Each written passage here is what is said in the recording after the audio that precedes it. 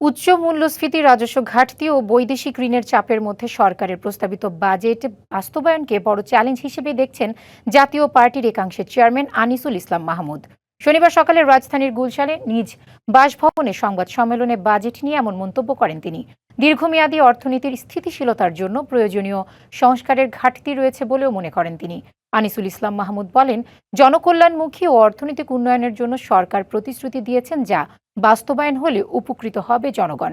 এই বাজেট নতুন বিনিয়োগ ও কর্মসংস্থান সৃষ্টিতে ভূমিকা রাখবে বলেও জানান জাতীয় পার্টির একাংশের এই শীর্ষ নেতা।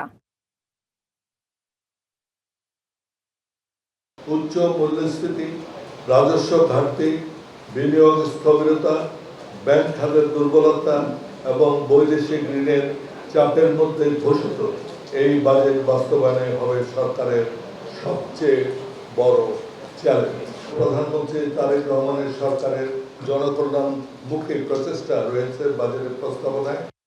নগদ নিয়ে এলো হার না মানা হার অফার।